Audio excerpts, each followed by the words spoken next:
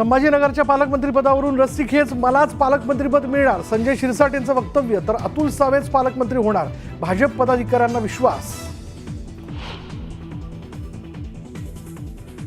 खातेवाटपानंतर पालकमंत्रीपदावरून महायुतीत रस्सीखेच सुरू असल्याच्या चर्चा. मात्र महायुतीत कोणताही वाद होणार नाही, सगळे एकत्र बसून चर्चा करू, चंद्रशेखर बावनकुळेंचं वक्तव्य. खातेवाटपावरून काही जण समाधानी आणि काही असमाधानी असणं स्वाभाविक, पण प्रत्येक खात्याला न्याय देण्याचे प्रयत्न करणं महत्त्वाचं, उपमुख्यमंत्री अजित पवारांचं मोठं वक्तव्य. दादरमध्ये कौटुंबिक कार्यक्रमाच्या निमित्ताने राज ठाकरे आणि उद्धव ठाकरे आले एकत्र. दोघांच्या भेटीमुळे राजकीय वर्तुळात चर्चांना उधाण. राज ठाकरे आणि उद्धव ठाकरे एकत्र येणार नाही, दोघांच्या भेटीवर संजय शिरसाट यांचं वक्तव्य.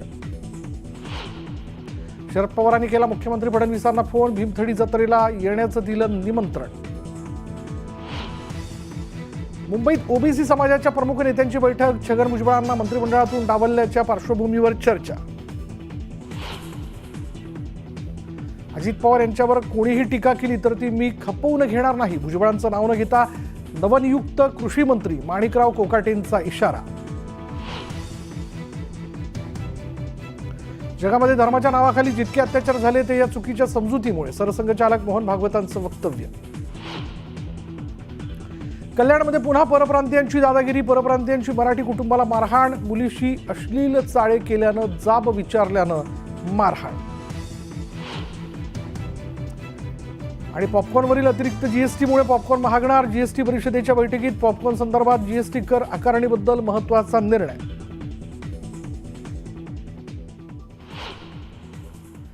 आणि आता 36 जिल्ह्यांमधल्या वेगवेगळ्या घडामोडी अगदी झटपट सुरुवात करूया.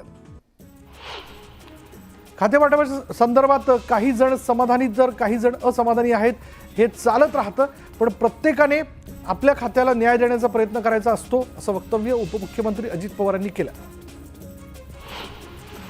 खातेवाटपावरून कोणतीही नाराजी नाही, पालकमंत्रीपदावरूनही वाद होणार नाहीत, पालकमंत्रीपदाचं योग्य पद्धतीने वाटप होईल अशी माहिती चंद्रशेखर बावनकुळेंनी दिली.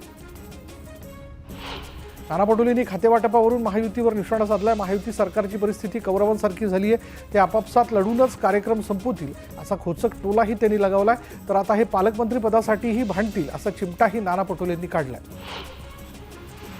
खातेवाटपानंतर आता पालकमंत्री कोण होणार याकडे सर्वांचंच लक्ष लागलंय. बीडच्या पालकमंत्रीपदासाठी मुंडे भावंडांमध्येच रस्सीखेच असल्याच्या चर्चा रंगू लागल्या.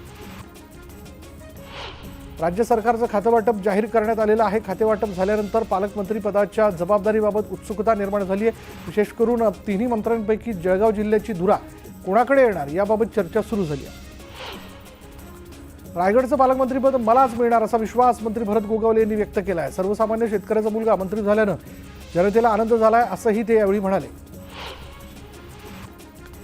मला पुन्हा पाणीपुरवठा खातं मिळाल्याचा आनंद आहे अशी भावना गुलाबराव पाटलांनी व्यक्त केली. कोणतंही खातं हलकं फुलकं नसतं, काम करणारा माणूस जिथे लात मारेल तिथून पाणी काढतो असं गुलाबराव पाटलांनी म्हटलंय. अतुल सावेंना मंत्रिपद मिळाल्यानंतर त्यांची पेढे तुला करण्यात आली आहे. यावेळी देवाभाऊंमुळे मला तिसऱ्यांदा मंत्रिपद मिळालं असं म्हणत अतुल सावेंनी फडणवीसांचे आभार मानले. शालेय शिक्षण मंत्रिपदावर वर्णी लागल्यानंतर दादा भुसेंचं मालेगावात आगमन होताच त्यांचं जंगी स्वागत करण्यात आलं. भुसेंच्या समर्थकांनी त्यांची वाजत गाजत मिरवणूकही काढली. सिंधुदुर्ग जिल्ह्यातील खारेपाटणमध्ये नितेश राणेंचं जल्लोषात स्वागत करण्यात आलं. नितेश राणेंना पुष्पहार घालत त्यांच्यावर जेसीबीतून पुष्पवृष्टी करण्यात आली. मंत्रिपदाची शपथ घेतल्यानंतर योगेश कदम दापोली विधानसभा मतदारसंघात दाखल झाले. रत्नागिरी जिल्ह्याच्या प्रवेशद्वारावर शिवसेनेच्या वतीने योगेश कदम यांचं जंगी स्वागत करण्यात आलं. रायगडमधील शिवसेना आमदार भरत गोगावले यांना मंत्रिपद मिळाल्यानं रायगडकरांमध्ये वेगळाच उत्साह निर्माण झाला. हिवाळी अधिवेशन आटपून मुंबईत येणाऱ्या मंत्री गोगावलेंच्या स्वागतासाठी रायगडवासीय थेट विमानतळावर धडकले. कॅबिनेट मंत्रिपदाची शपथ घेतल्यानंतर संजय शिरसाट पहिल्यांदाच छत्रपती संभाजीनगरमध्ये दाखल झाले. कार्यकर्त्यांकडून संजय शिरसाट यांचं जंगी स्वागत करण्यात आलं. फटाके फोडून क्रेनच्या साह्यानं भव्य हार घालून संजय शिरसाट यांचं स्वागत करण्यात आलं. दादरमध्ये राज ठाकरेंच्या भाच्याच्या लग्न सोहळ्यात ठाकरे बंधू एकत्र पाहायला मिळाले. लग्न सोहळ्यात दोघांमध्ये कौटुंबिक संवादही झाला. दोन्ही भावांच्या भेटीनंतर पुन्हा एकदा राजकीय वर्तुळात दोघेही एकत्र येण्याच्या चर्चा सुरू झाल्यात. उद्धव ठाकरे आणि राज ठाकरेंच्या भेटीवर नाना पटोलेंनी वक्तव्य केलंय. कोण कुणाला भेटतंय यापेक्षा जनतेचे प्रश्न काँग्रेससाठी महत्त्वाचे आहेत असा खोचक टोला नाना पटोलेंनी लगावला. अजित पवारांनी नवीन खेळी खेळल्याचं पाहायला मिळतंय। भुजबळांना रोखण्यासाठी माणिकराव कोकाटे यांना थेट कृषी मंत्री करत दादांनी भुजबळांना जोर का झटका दिलाय आणि या भुजबळांना कायम उघड विरोध करणारा नेता म्हणून माणिकराव कोकाटे यांची ओळख आहे। कृषी मंत्रीपद मिळाल्यानंतर माणिकराव कोकाटेंचे संपूर्ण नाशकात बॅनर्स लावण्यात आलेत, मात्र या बॅनर्सवरून छगन भुजबळांचा फोटो गायब झाल्यानं चर्चांना उधाण आलंय। छगन भुजबळ साहेब नाराज आहेत ही वस्तुस्थिती आहे, मात्र ते भाजपमध्ये येतील की नाही याबाबतचा सर्वस्वी निर्णय घेण्याचा अधिकार देवेंद्र फडणवीस घेतील असं वक्तव्य गिरीश महाजन यांनी केलं। छगन भुजबळ मोठे नेते आहेत, भुजबळांची राज्याला आणि पक्षाला गरज आहे, त्यामुळे ओबीसी नेते भुजबळांची समजूत काढतील अशी प्रतिक्रिया गुलाबराव पाटील यांनी दिली। एकनाथ खडसे आणि गिरीश महाजन यांच्यातील वाद लवकरच संपेल आणि जिल्ह्याच्या विकासासाठी सगळे एकत्र येतील असा विश्वास रक्षा खडसे यांनी व्यक्त केला। अमित शहांच्या वक्तव्याचा विरोधक विपर्यास करतायत, खोटा नरेटिव्ह सेट करण्याचा प्रयत्न करण्यात आलाय असं म्हणत रक्षा खडसेंनी विरोधकांवर निशाणा साधला। कोल्हापूरमधील शिवसेना उभाटाचे नेते के पी पाटील यांनी मंत्री हसन मुश्रीफ यांची भेट घेतली। मुश्रीफांच्या घरी जाऊन मंत्रिमंडळात समावेश झाल्याबद्दल त्यांनी त्यांचा सत्कार केला। त्यामुळे निवडणुकीआधी महाविकास आघाडीत गेलेले के पी पाटील पुन्हा महायुतीकडे येणार असल्याची चर्चा जोर धरू लागली।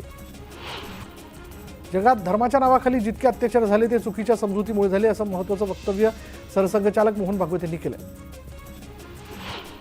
शरद पवारांनी पुण्यातील भीमथडी जत्रेला भेट दिली। जत्रेत ग्रामीण भागातील कला आणि खाद्य संस्कृतीचं दर्शन घडत आहे। रोहित पवारांची आई सुनंदा पवारांकडून जत्रेचं आयोजन करण्यात आलं। उपमुख्यमंत्री अजित पवार बारामती दौऱ्यावरती आहेत। यावेळी बारामती MIDC जवळ नव्याने सुरू करण्यात आलेल्या अष्टविनायक ज्वेलर्स शॉपचं अजित पवारांच्या हस्ते उद्घाटन करण्यात आलं। बारामतीमध्ये मराठा क्रांती मोर्चाच्या वतीनं अजित पवारांना निवेदन देण्यात आलेलं आहे। संतोष देशमुख हत्या प्रकरणातील गुन्हेगारांना तात्काळ अटक करा, धनंजय मुंडेंची मंत्रिमंडळातून हकालपट्टी करा अशी मागणी युती करण्यात आली।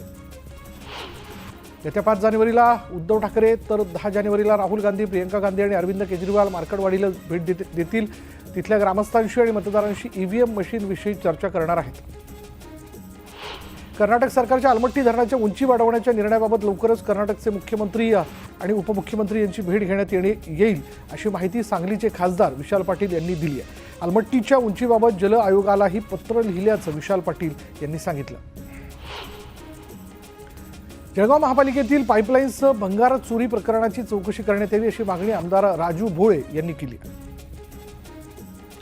बोरिवलीत मेट्रो स्थानकाच्या शेजारी अवैधपणे रॅबिट आणि कचरा टाकला जातो, त्यामुळे नागरिकांना त्रासाला सामोरं जावं लागतंय। या प्रकरणी कारवाई करण्याचे आदेश केंद्रीय मंत्री पियुष गोयल यांनी दिले। कुरवळ जावळी धरणाला गळती लागल्यानं ते धरण कोणत्याही क्षणी फुटण्याची भीती नागरिकांनी व्यक्त केलेली, त्यामुळे मोठ्या प्रमाणात नुकसानासह जीवितहानीची शक्यता आहे। वाशिमच्या मनोरा तालुक्यात अतिवृष्टीमुळे झालेल्या नुकसानीची भरपाई अद्यापही 15,000 शेतकऱ्यांना मिळालेली नाही आणि त्यामुळे नुकसान भरपाई तात्काळ देण्यात यावी अशी मागणी जी ती करण्यात येते। वाशिम जिल्ह्यातील शेतकऱ्यांसाठी या वर्षीच्या रब्बी हंगाम जो तो चिंतेचा विषय ठरतोय। वातावरणातील बदल आणि धुक्यामुळे तुरीच्या पिकावर मोठ्या प्रमाणात परिणाम झाला आणि त्यामुळे तूर उत्पादक शेतकरी चिंतेत सापडले। हिंगोलीच्या गोरेगाव केंद्रा वरखेडाकडे जाणाऱ्या रस्त्याची अक्षरशः चाळण झाली। जागोजागी खड्डे पडल्यानं रस्त्याची दुरावस्था झाली आणि त्यामुळे नागरिकांना नाहक त्रास सहन करावा लागतोय। बीडचे पोलीस अधीक्षक म्हणून पदभार घेताच नवनीत कौवत यांनी मस्साजोग प्रकरणात वरिष्ठ अधिकाऱ्यांची बैठक बोलावलेली आहे। तपास कुठपर्यंत गेलेला आहे, तपासामध्ये काय बाकी आहे याचा आढावा घेतला जाणार आहे। जुन्या मुंबई पुणे महामार्गावर देहू रोड सेंट्रल चौकात बेशिस्त वाहन चालकांमुळे वारंवार वाहतूक कोंडीचा सामना करावा लागतोय। वाहतूक पोलिसांनी बेशिस्त वाहन चालकांवर दुर्लक्ष करू नये अशी मागणी वाहन चालकांनी केली। अहिल्यानगर बीड परळी रेल्वे मार्गावरील बीड शहराजवळील 2,70,00,000चा रेल्वे पूल पाडण्याचं काम सुरू आहे। पूल सरळ रेषेत नसल्यानं तो पूल पाडून दुसरा बनवावा लागणार आहे। रेल्वे अधिकाऱ्यांचा एवढा बेजबाबदारपणा कसा असू शकतो असा सवाल सामाजिक कार्यकर्त्यांनी उपस्थित केला आहे। अहिल्यानगरमध्ये हिंदुत्ववादी कार्यकर्ते दिनेश जोशी यांनी एक वेगळा उपक्रम राबवला। पतंगाच्या बाजारपेठेत जाऊन त्यांनी पतंग विक्रेत्यांना गुलाब पुष्प देत नायलॉन मांजा न विकण्याचं आवाहन केलं। त्यासोबतच मांजा विकत घेणाऱ्यांवरही प्रशासनाने कडक कारवाई करावी अशी मागणीही दिनेश जोशी यांनी केली। हिंगोलीच्या वसमतमध्ये मोठ्या प्रमाणावर केळीची लागवड केली जाते, मात्र सध्या केळीचे दर घसरलेत। केळीला सध्या 1100 ते 1400 रुपये प्रति क्विंटलपर्यंत दर मिळत असल्यानं शेतकऱ्यांना आर्थिक नुकसान सहन करावं लागतं।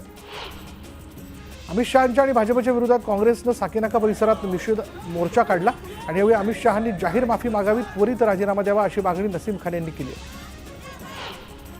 मनसरमध्ये अवैध धर्मांतराच्या विरोधात हिंदुत्ववादी संघटना आक्रमक झाल्या. त्यावेळी हिंदुत्ववादी संघटनांनी मोर्चा काढून निदर्शन केली.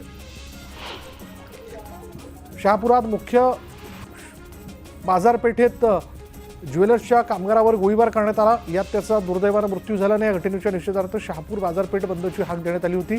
त्यावेळी संतप्त व्यापाऱ्यांनी मूक मोर्चा काढून निषेध केला. सोलापूरच्या बार्शीमध्ये सरपंच संतोष देशमुख यांच्या हत्येच्या निषेधार्थ कॅन्डल मार्च काढण्यात आला. आरोपींना तात्काळ अटक न केल्यास रास्तारोकोचा इशारा देण्यात आला. आता एक ब्रेकिंग न्यूज अशी आहे की ओबीसी नेते छगन भुजबळ यांच्या घरी दाखल झालेले आहेत. 5 तास या ओबीसी नेत्यांची बैठक सुरू होती. छगन भुजबळ यांच्या घरी ओबीसी नेत्यांच्या समर्थनार्थ घोषणाबाजी जी आहे या नेत्यांनी केलेली भुजबळांच्या समर्थनार्थ ही घोषणाबाजी करण्यात आली. छगन भुजबळ यांच्या निवासस्थानी थोड्याच वेळात बैठक पार पडणार आहे. या बैठकीला छगन भुजबळ, प्रकाश शेंडगे यांच्यासह इतर ओबीसी नेते उपस्थित असतील. आणि या बैठकीपूर्वी म्हणजे छगन भुजबळांची भेट घेण्यापूर्वी या ओबीसी नेत्यांची 5 तास बैठक जी आहे ती पार पडलेली आहे. त्यामुळे या बैठकीत या ओबीसी नेत्यांनी जे काही निश्चित केलेलं आहे ते अर्थातच भुजबळांसमोर मांडलं जाईल. तो प्रस्ताव मांडला जाईल आणि त्या विषयाला घेऊन किंवा झालेल्या चर्चेला घेऊन भुजबळ नेमक्या ते यापुढे काय निर्णय घेतात, काय भूमिका घेत आहेत हे भुजबळांबरोबर आत्ताच्या होणाऱ्या बैठकीनंतरच आपल्याला कळेल.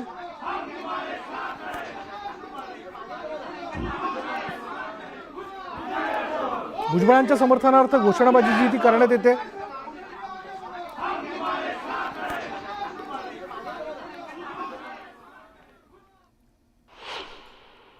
नागपुरातील राज्य विधिमंडळाच्या हिवाळी अधिवेशनामध्ये 33,788 कोटी रुपयांच्या पुरवणी मागण्यांना मंजुरी देण्यात आली. त्यामुळे लाडकी बहीण योजना पुढेही कायम सुरू राहणार हे निश्चित झालंय. या योजनेसाठी 1400 कोटी रुपयांची तरतूद करण्यात आली आहे.